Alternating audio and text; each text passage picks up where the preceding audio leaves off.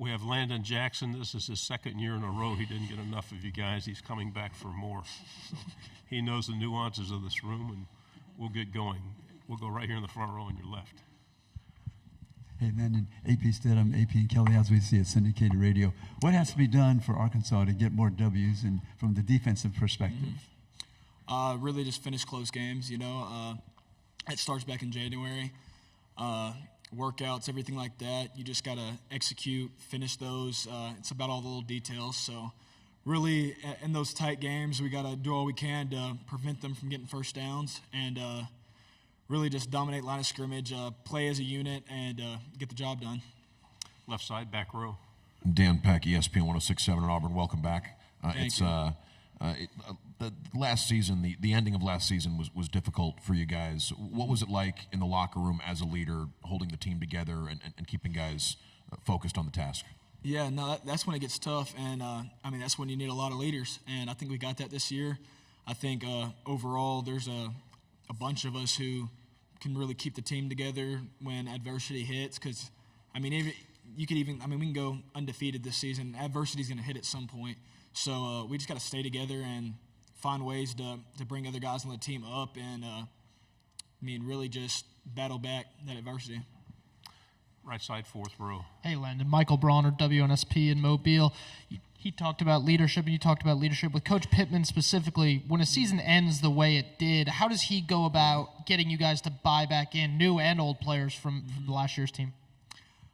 Really when – you got enough players on the team that realize it's not just on one person. It's not just on Coach Pittman. It's not just on an offense, a defense. It's the whole thing. There's ways all of us could have been better last year, and I feel like a lot of guys on our team understood that and kind of accepted that, and we're like, yeah, we got to be better. And, we all just realized we had to be better, and I feel like we've done all the things we need to do in this offseason to really better our season. On here, left side, third row. Hey, Landon, Courtney Machani, TSTV Sports out of Austin, Texas. In high school football news, four-star recruit Lance went to the Texas Longhorns. How does it feel for the Texas Longhorns to join the SEC and that you have a brotherly rivalry with your brother? Yeah, no, it's big time. I think Texas is a really great school. They're a powerhouse football team every single season. And SEC is the best level of football at the college level. And, I feel like they're really going to make our confidence stronger. And, I basically told Lance, that I love their coaching staff. That's a great school for you to play for. We'll go back on the fourth row.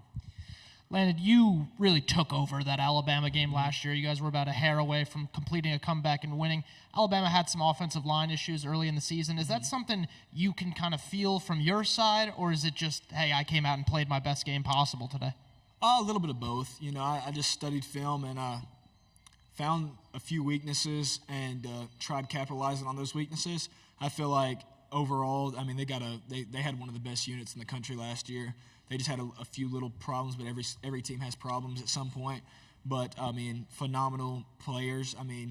Tyler Booker's a great player, and overall their whole unit. They had J.C. Latham last year. Their whole unit's really dominant offensive line, and I feel like they're going to be just as good this year. So, I think I had a good game, but I gotta make that into multiple games throughout the year and put up more games like that to be who I think I should be. Left side on the aisle.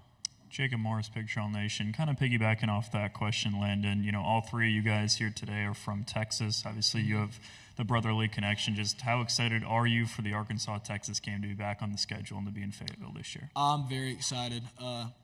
Talking to some not former players, but players on the team who were here for that last Arkansas-Texas game, they were like, man, that environment was something else. So I'm excited for it. I'm ready for that game. I know a few players on Texas's team, so it'll be a good rivalry to continue happening.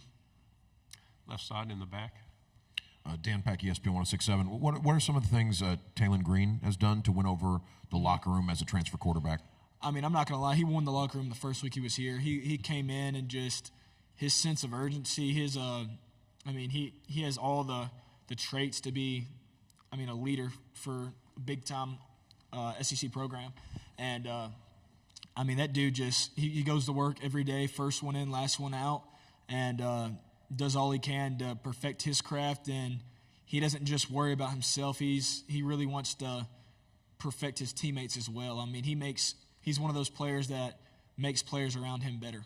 So, Left side on the aisle, third row. Yeah, Joseph Duffy, TSTV Sports in Austin. Being a Razorback, you have the opportunity to play in two different stadiums, two different home stadiums, that is. Can you speak about how unique that is, like as part of the Arkansas football program, and Yeah. do you have a preference for a stadium at all? Oh yeah, no, it's pretty cool. We go down to Little Rock for a game every year, and I think it's great for the state. A lot of families from South Arkansas that, I mean, just don't have the time or the money to drive up to Northwest Arkansas to watch us play are able to go to Little Rock Stadium and watch us, and I mean, really be there to support us. And but yeah, I mean, love our stadium up in Fayetteville. There's nothing like it, and I'm ready to get to it. Stay on the third row. Kind of going off different stadiums, the A&M Arkansas game has always been, or since you've been there, in that neutral site Yeah. in Dallas. Do you enjoy playing in those kind of venues and having the neutral site? And this is the last year of it, so maybe you won't see it, but in the future they'll get to move back to. Honestly, my preference would be no neutral sites. I'm big on. I really like home games, and I love away games. I either love the crowd hating me or loving me. I don't like the mixed vibe. So I'm big on. I love going somewhere and running out the tunnel and getting booed. It makes you work a little bit harder, but I also love running out the tunnel and just seeing my whole fan base. So I prefer it like that than neutral sites. Front row. Michael Cottle out of Baton Rouge. I know you're a defensive guy, but what are you seeing with Bobby in the offense and Taylor? Yeah. I mean, does it look a lot different? And he's such a big quarterback. I mean, you're used to that with KJ, but does that change the game? No, that he fits into Coach Petrino's offense great, and Coach Petrino as a coach just pushes those guys, and I mean they're working. So I'm really glad we got him. I feel like Taylor fits great in the offense. He's the type of quarterback that I feel like every team Coach Petrino's had that's been very successful, he's had a quarterback that plays the way Taylor plays, and I think that's one thing I'm really excited to see this season. Final question in the back. Hey, Cam Durr, WFF 48 in Huntsville.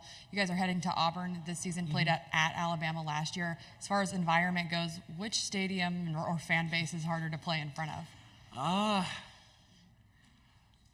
It's a tough question.